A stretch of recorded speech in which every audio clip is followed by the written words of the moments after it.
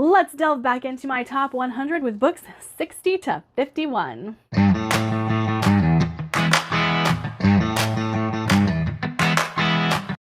right, guys, we are back. We are back. I'm so excited.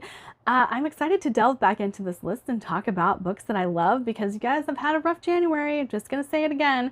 And so I wasn't able to record as much as I wanted to, and I definitely wanted to get this list out a lot sooner than this, but hey, life happens. So let's delve in to my top 160 to 51, starting with Swords and Fire by Melissa Caruso. Now, I really enjoy this series, guys. I thought it was great. I love the relationships in here. This is a very political fantasy, and there's a lot of people who want to deem this YA, but I don't get why. Maybe the writing is a little younger, but I don't think so. I mean, we have adult characters in here. So I think the only reason that this is deemed YA is because we have a younger, she's 20-ish, female main character, and it's a female writer. That's really the only reason I could see why someone would deem this YA, because female writers get a bad rap when it comes to that. Anyway, this is Hachette though, so that tells me it's adult.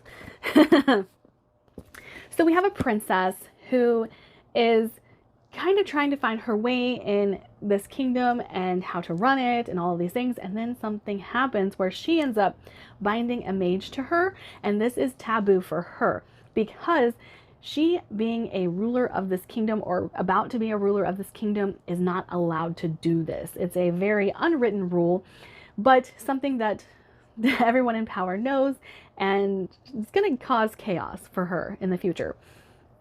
But that is the first book of this series, and what it means to be bound, and why maybe binding yourself to the right person as a mage is not necessarily a bad thing, but it's really, really good. And this expands into a much larger world, and there is a spin-off series attached to this, the first book being The Obsidian Tower.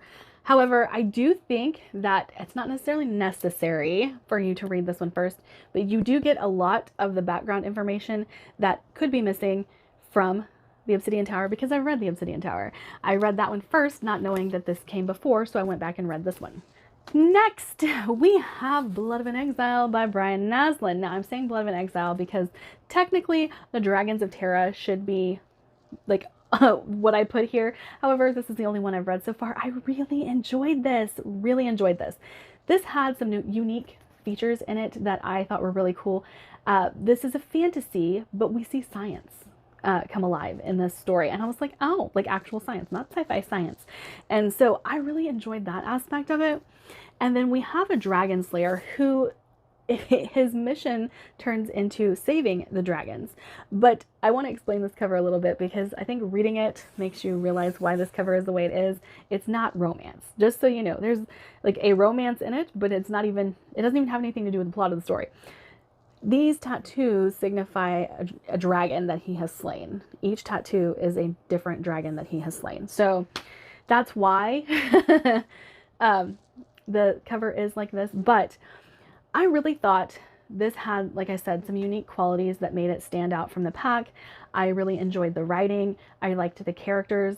And I really did think that this book went in a direction I wasn't expecting. That always grabs my attention. I'm always looking for the unique. I'm always looking for the things that haven't been done before. And while Dragon Slayers are nothing new, I really liked this main character. So I'm excited to continue. I actually have the second book on my list to read this month. So very much looking forward to it. Okay, this wouldn't be a list of mine without Leigh Bardugo. Come on. You guys know she's going to make an appearance later on in this series because I do have a favorite Leigh Bardugo, and this is not it. But Ninth House, come on guys. If you guys haven't heard about this, are you sleeping under a rock? Because this has been one of the most popular series in the last few years. So we have Alex Stern, who goes to Yale on a scholarship, but this scholarship is based on the fact that she is going to help these underground societies contain the ghosts that are living at Yale. And these underground societies are all connected to magic. So she has to be able to be there and oversee the magic and make sure people are not acting nefarious. Now, Alex is a very dark character with a very dark past. So if that's not something that you are into, maybe avoid this. But if you want to read it, look at the content warnings because they do happen on page. And so I really liked this a lot. I really like the character of Alex Stern. I really like Darlington.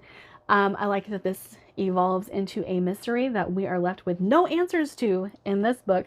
But in Hellbent, we do get some answers, and the world expands in Hellbent. And I'm very, very excited to continue with this series. I don't know how long it's actually going to be. I do think Leigh Bardugo has said that it was supposed to be 5 books, but now it's 3.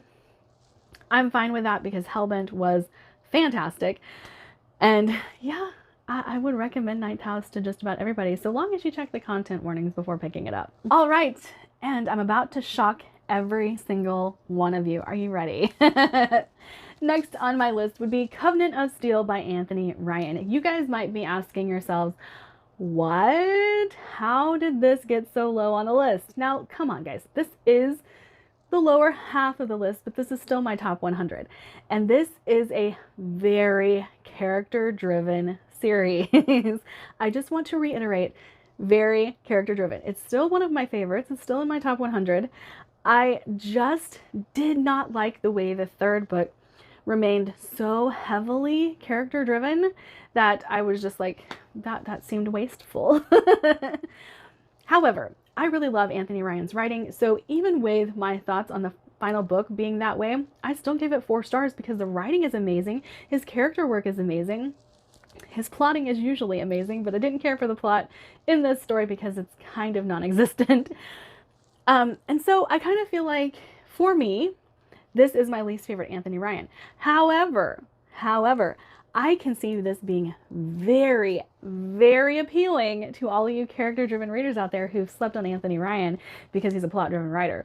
So pick this up, pick it up if you are a character-driven reader because it's so good. It's so good. Even me, who doesn't like character-driven books, gave the final book of this 4 stars, and I gave the second book of this series 5 stars. So there you go with that.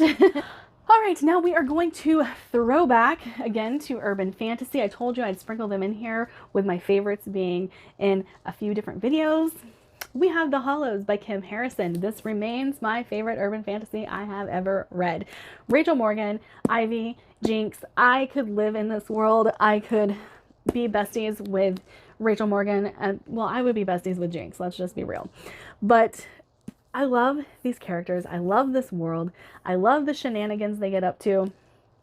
I love how this story really evolves over time. And I'm showing you like the 6th book in the series or something like that because I have bind-ups of all of the others. And so I didn't want to show the bind-ups. I just wanted to show you one of the books in the series. But I really love how our main character is a witch and a detective, and she kind of gets herself into a very precarious situation, and we find out that there's a lot going on with Rachel that we didn't know. I will say the first few books of these are good. I'm not going to be the Jim Butcher fan that tells you, read the first 3 and then on the 4th one it gets good. No, these are all good. However, the world does expand and it does open up into a new storyline for Rachel in further books in the series. So like, I think I would say like there's an arc for each quartet, maybe each trilogy, and you complete an arc to find out something new. That's kind of how these are written. And I really enjoyed that a lot. And I cried in the final book of this series. Now, Kim Harrison has continued the series. She ended it and then did like a prequel novel, which is called The Turn, and I haven't read that one yet. And then she wrote more books in this series, even though it had been a completed series. And I have read a couple of them. I don't think they're quite as good, but I do still enjoy Rachel Morgan, so I might still continue reading them. Who knows? Next is a book I feel is slept on, and that is Artemis by Andy Weir. Now, I know why people don't like this. I totally get it.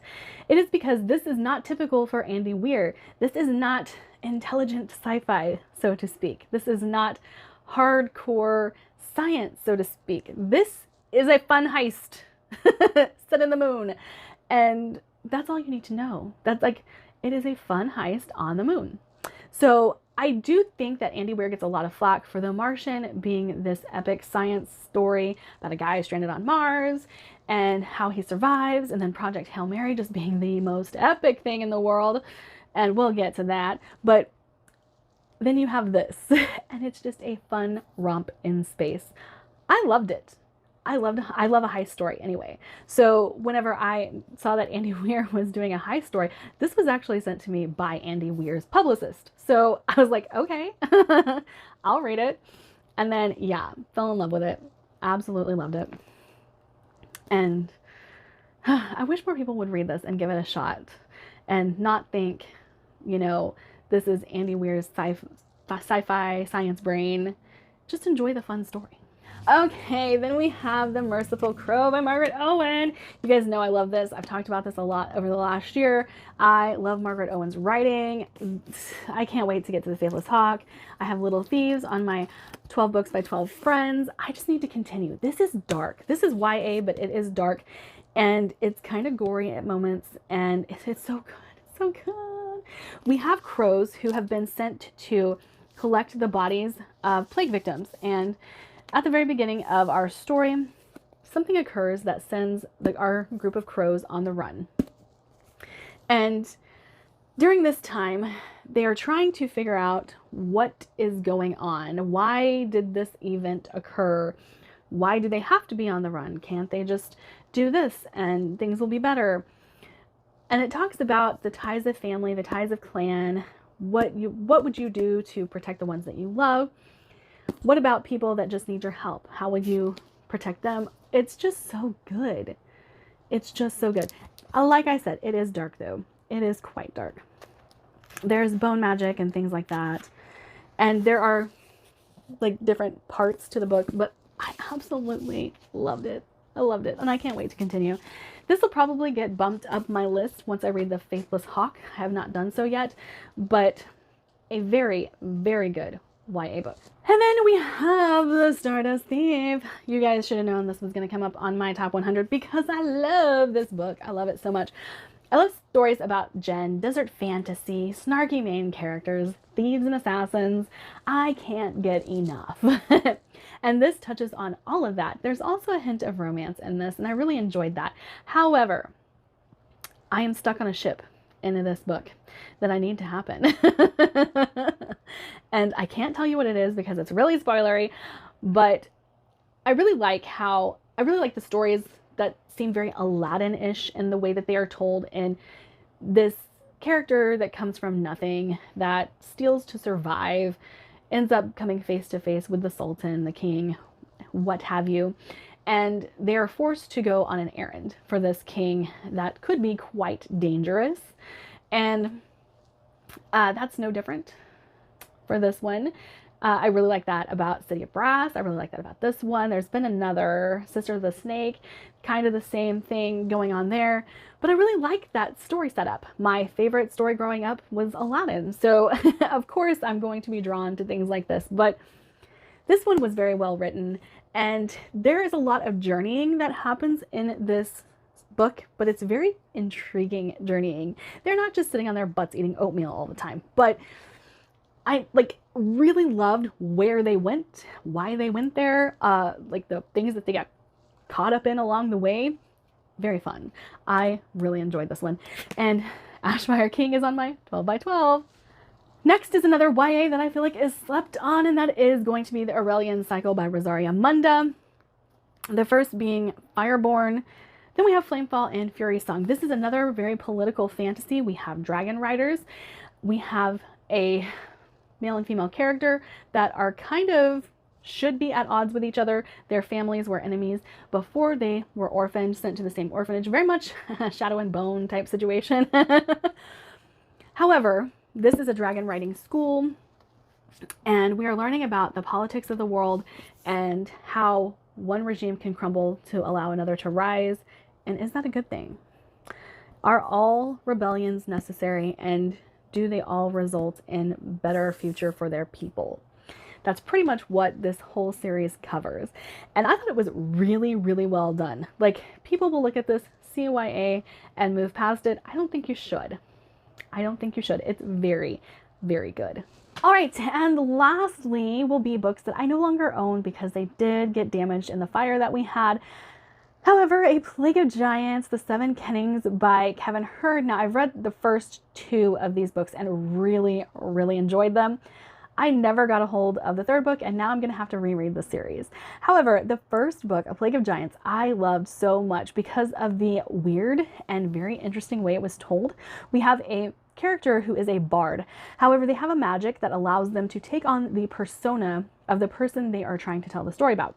And so each section of the book is told from a different character's POV, and our bard is the one delivering the story. However, this magic that he's able to use allows him to transform into these characters to tell this story.